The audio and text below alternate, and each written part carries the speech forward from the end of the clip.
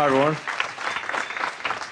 Welcome to the Neuralink presentation. This is an update for the progress of the Neuralink team. It's been an incredible amount of progress. So those are neurons firing. It's funny to think that me talking right now is a bunch of neurons firing that then result in speech that you hear and cause neurons to fire in your brain. Part of this presentation is about demystifying the brain.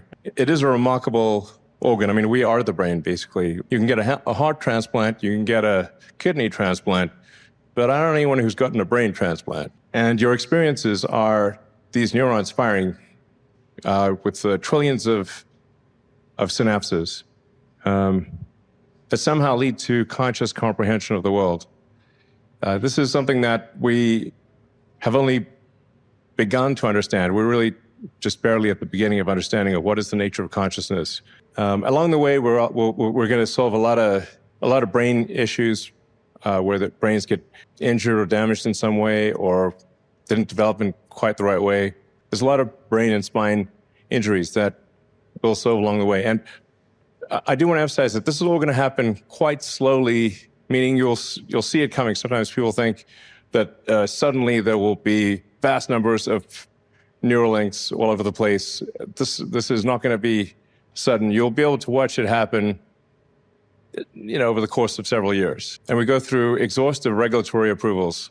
So this is not something that we're just doing, by ourselves without government oversight. We work closely with the regulators every step of the way. We're very cautious with the Neuralinks in humans. That's the reason we're not moving faster than we are, is because we're taking great care with each individual to make sure we never miss.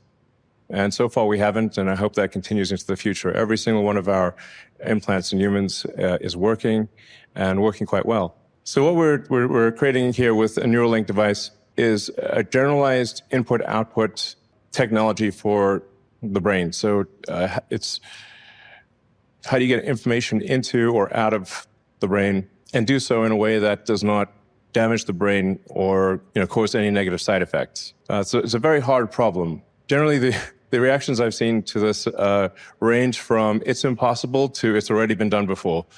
Those people should meet, actually.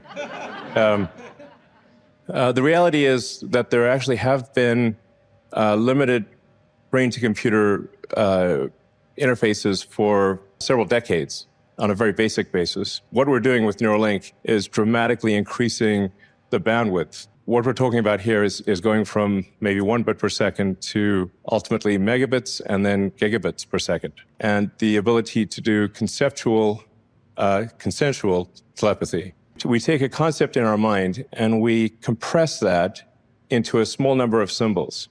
So when you're trying to communicate with somebody else, you're actually trying to model their mind state. Your ability to communicate is very limited by how fast you can talk and how fast you can type. And what we're talking about is unlocking that potential. So we're starting off with reducing human suffering, or addressing issues that people have, say if they've been in an accident or they have some neural disease that's degenerative, so they're losing capability to move their body, or some kind of injury, essentially. So enabling, our first product is called telepathy, and that enables someone who has lost the ability to command their body to be able to communicate with a computer and move the mouse and actually operate a computer with roughly the same dexterity, ultimately much more dexterity than a human with working hands. Then our next product is blind sight, which will enable those who have total loss of vision, including if they've lost their eyes or the optic nerve, or maybe have never seen, were blind, even blind from birth, to be able to see again. Initially low resolution, but ultimately very high resolution, and then in multiple wavelengths. So you could be like Geordi LaForge in Star Trek, and you can see in radar, you can see in infrared, ultraviolet, superhuman capabilities. Cybernetic enhancement, essentially. Presentation is mostly about is attracting smart humans to come and work with us on this problem. Hey everyone, my name is DJ, and as Elon mentioned, well, actually, we're standing in the middle of our robot space. We have a stage set up, but this is actually where some of the next generation, most advanced surgical robots are being built. So to start off, 2 years ago when we did our previous fundraising round, we outlined this path and timeline to first human. We currently have a clinical trials in the US for a product that we call telepathy, which allows users to control phone or computer purely with their thoughts. And you're going to see how we do this and what the impact that this has had. And not only have we launched this clinical trial, but as of today, we have not just one, but 7 participants. And we also have an approval to launch this trial in Canada, UK, and the UAE. I wanted to quickly share a video with you guys of when our first 5 participants met each other for the first time. So here you go. All right, we have everyone together. What's up, guys? Thanks, everybody, for joining. Definitely want to introduce all of you. Yeah, I'm Nolan, aka P1. My name's Alex. I am the second participant in the Neuralink study. I am Brad Smith, the ALS cyborg P3. My name is Mike, G4, have ALS like Brad does. Yeah, I'm RJ. I'm P5, and I guess I'm kind of the newest one to the team here. So yeah, appreciate it, Nolan, trailblazer. Somebody's got to get first, man. That was you. Appreciate that. What's been your favorite thing you've been able to do with the Neuralink so far? I've just had a good time being able to use it as I travel, flying and drawing a little mustache on a cat. Had a lot of fun doing that. I mean, I've just had a good time playing around with it. Oh, you know what? I do know what my favorite BCI feature is. Probably not a feature, but I love WebGrid more than I love anything in my life, probably. Has to be Fusion 360. Being able to design parts. Design the hat logo with the BCI. Well, cool. With the BCI, I wrote code to drive the plane with the quad stick. The best thing I like about Neuralink is being able to continue to provide for my family and continue working. I think my favorite thing is probably being able to turn on my TV. Yeah, like the first time in 2.5 years, I was able to do that. So it's a pretty sweet move. I like shooting zombies. That's kind of nice. Now, one of the major figure of merits that we have is to keep track of monthly hours of independent BCI use. Effectively, are they using the BCI? And not at the clinic, but at their home. And what we have noticed, and this is a plot of all of the different participants, first 5 participants, and their usage per month over the course of the last 1.5 years. And we're averaging around 50 hours a week of usage, and in some cases, peak usage of more than 100 hours a week, which is pretty much every waking moment. Not only that, we've also accelerated our implantation cadence as we've amassed evidence of both clinical safety as well as value to our participants. So to date, we have 4 spinal cord injury participants as well as 3 ALS participants, with the last 2 surgeries happening within 1 week of each other. Our end goal is to really build a whole brain interface. And what do we mean by whole brain interface? We mean being able to listen to neurons everywhere, be able to write information to neurons anywhere, be able to have that fast data wireless transfer to enable that high bandwidth connection from our biological brain to the external machines, and be able to do all of this with fully automated surgery, as well as enable 24 hours of usage. We're really working on 3 major product types.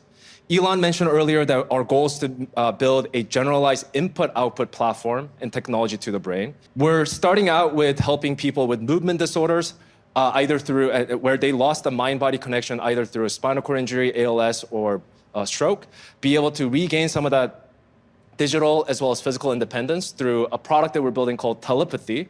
And this is our opportunities to build a high channel read and output device.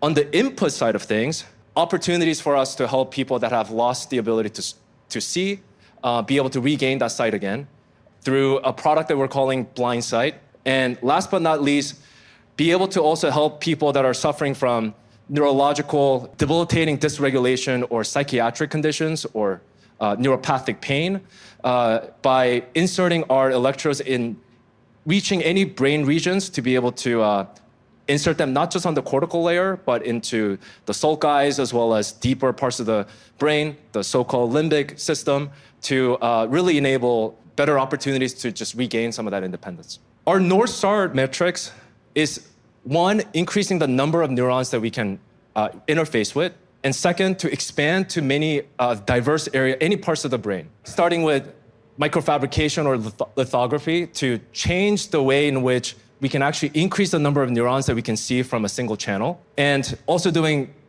mixed signal chip design to actually increase the physical channel count, to increase more neurons that we can interface to sort of allow more information from the brain to the outside world. So now, just to step you through what the product evolution is going to look like in the next 3 years, today what we have is 1,000 electrodes in the motor cortex, the small part of the brain that you see in this animation called the hand knob area, that allows participants control computer cursors as well as gaming consoles. Next quarter, we're planning to implant in the speech cortex to directly decode attentive words from brain signals to speech. And in 2026, not only are we going to triple the number of the electrodes from 1,000 to 3,000 for more capabilities, we're planning to have our first blind sight participant to enable navigation.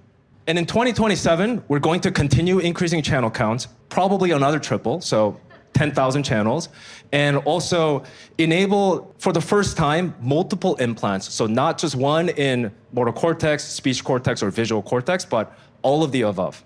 And finally, in 2028, our goal is to get to more than 25,000 channels per implant, have multiple of these, have ability to access any part of the brain for psychiatric conditions, pain, dysregulation, and also start to demonstrate what it would be like to actually integrate with AI. I'd like to welcome Sahej to the stage. And I'm going to be talking about two things today. I'm about to play a video of our first user. His name is Noland, if you remember from DJ section. And what Noland is doing is he's looking at a normal off-the-shelf MacBook Pro.